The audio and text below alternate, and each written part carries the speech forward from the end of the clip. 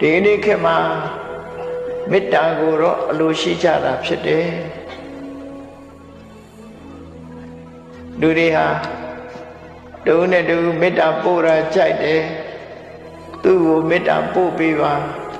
ဒီမကောင်းရင်လည်းပဲမေတ္တာပို့ပေးပါအလုပ်တစ်ခုလုပ်တော့မယ်ဆိုရင်လည်းအောင်မြင်ဖို့ရမေတ္တာပို့ပေးပါမေတ္တာခံယူခြင်းရတယ်သို့တော့ကိုယ့်ရင်ထဲမှာရှိနေတဲ့အမုန်းကိုတော့ဖယ်ရှားဖို့ပေးနေချပြတယ်ပေါ့စဉ်းစားကြည့်မယ်ဆိုရင်နော်ရှင်တွေကအမုန်းတရားဖယ်ရှားရမှာကအဓိကဖြစ်တယ်ကိုယ့်ရင်ထဲမှာအမုန်းတရားရှိနေသမျှကလပ်ပလုံးဘသူကဘလောက်ပဲမေတ္တာပို့ရှင်တွေကအမုန်းတရားဟာ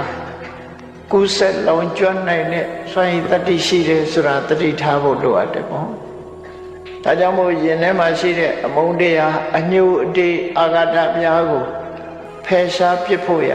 မေတ္တာပွားတဲ့ဤကိုအသုံးချရမှာဖြစ်တယ်မိမိအနေနဲ့မုန်းတဲ့ပုဂ္ဂိုလ်ကိုယ်နဲ့အစင်မပြေတဲ့ပုဂ္ဂိုလ်ရှင်ထဲမှာမေတ္တာထားဖို့ဆိုတာအလွန်ခဲယဉ်နေပေါ့အဲ့လိုခဲယဉ်တော့လည်းပဲ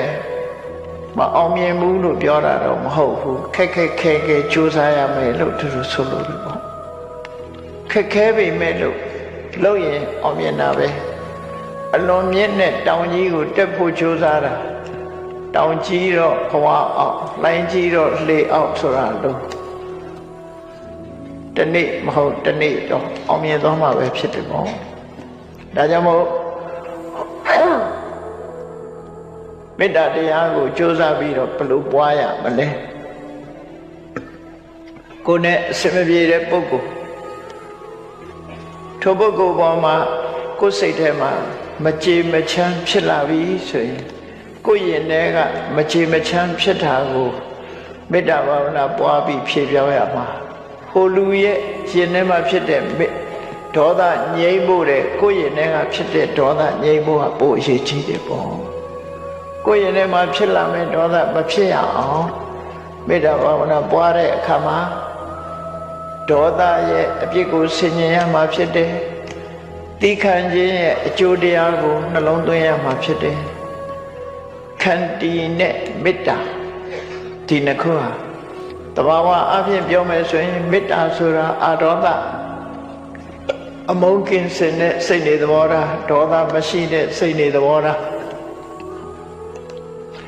ခန္တီဆိုတာဟာလည်းပဲ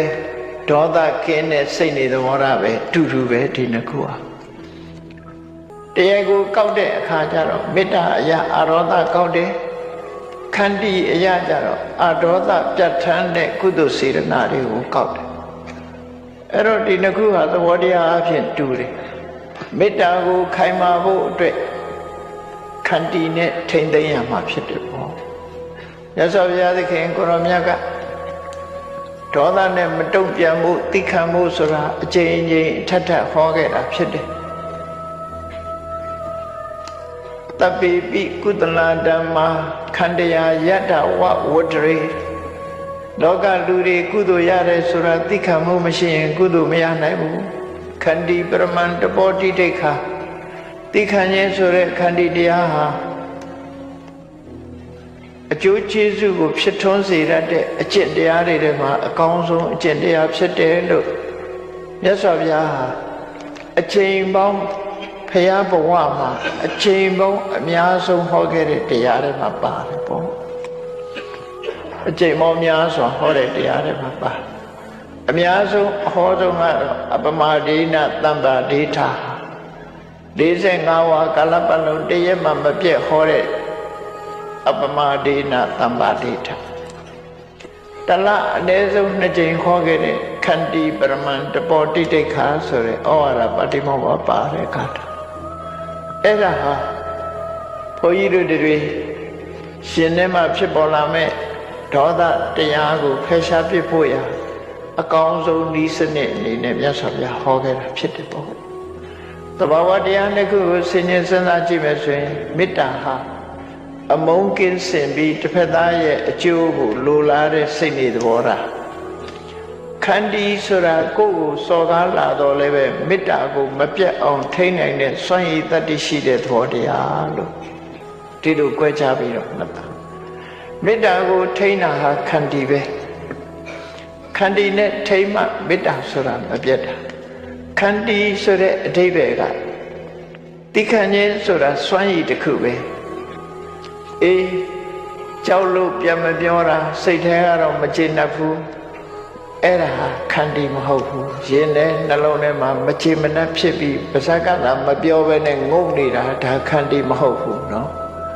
ခန္တီဆိုဒီမှာအပြုံးမပြတ်စိတ်ထဲမှာပြောသမျှကိုအပြုံးမပြတ်အတေးအမှတ်မထားပဲနဲ့နေနိုင်တဲ့စွမ်းရည်တတိစိတ်ဓာတ်ရင့်ကျက်မှုကိုခန္တီလို့ခေါ်တာပဲအဲ့ဒီခန္တီနဲ့ထိမှမေတ္တာဆိုတာခိုင်မြဲတာဖြစ်တယ်ပေါ့အဲ့ဒီခန္တီမေတ္တာဒီနှစ်ခုကိုဆင်ញင်သုံးသပ်ပြီးတဲ့အခါကျတော့ကိုယ့်ရဲ့ရင်ထဲနှလုံးသားထဲမှာမေတ္တာတရားကိုခိုင်မာအောင်တည်ဆောက်ကြရမှာဖြစ်တယ်မြတ်စွာဘုရားကအညုတိဆိုတဲ့အာဃာတတွေပျောက်ဖို့ရအတွက်နီလန်၄သွယ်နဲ့နီလန်၅သွယ်နဲ့နှိမ့်သက်ဖို့ဆုံးမခဲ့တာရှိတယ်အာဃာတပฏิဝိနယသုတ်အင်္ဂုတ္တရပါဠိမှာပါရှိတယ်အဲ့ဒီနီလန်၅သွယ်နဲ့နှိမ့်သက်နီးဟာလက်တွေ့အသုံးချရမှာဖြစ်တယ်ပေါ့နော်ဟုတ်ပြီကိုယ်တယောက်ယောက်ကဆိုပါလာတော့ကိုမကျေနပ်တဲ့ပုဂ္ဂိုလ်တယောက်အညှို့တေးသူ့ပေါ်မှာမုန်းတီးတဲ့စိတ်တွေကိုဖျောက်လို့မရဘူးဒီပုဂ္ဂိုလ်ပေါ်မှာမကျေနပ်တဲ့ရင်ထဲကမကျေနပ်တဲ့စိတ်တွေဟာအခုခံကြီးဖြစ်နေတယ်ဆိုရင်ဘာလုပ်ရမလဲမကျေနပ်တဲ့ပုဂ္ဂိုလ်မရှိရင်တော့လည်းကိစ္စမရှိဘူးကိုမုန်းပြီးတော့မကျေမနပ်ရင်ထဲကမကျေမချမ်းဖြစ်နေတဲ့ပုဂ္ဂိုလ်တယောက်ရှိနေပြီဆိုလို့ရှိရင်ဘာနဲ့ဖြေဖြောက်ရမလဲဆိုတော့မြတ်စွာဘုရားကနီလန်၅သွယ်ပေးခဲ့တာဖြစ်တယ်ပေါ့နော်နီလန်၅သွယ်ကပထမအဲ့ဒီပုဂ္ဂိုလ်ရဲ့အကျိုးစီးပွားကိုလိုလားတဲ့မေတ္တာခိုင်မာအောင်တည်ဆောက်ပါနော်သူ့ရဲ့အကျိုးစီးပွားကိုစဉ်းစားပါမုန်းစရာတွေကိုမတွေးနဲ့ဆိုပါတော့လူတယောက်ဟာမေတ္တာကိုတည်ဆောက်တော့မယ်ဆိုလို့ရှိရင်အပြစ်ကိုမကြည့်နဲ့ကောင်းတာလေးကိုရှာကြည့်ကောင်းတာလေးကိုရှာကြည့်ကောင်းကွက်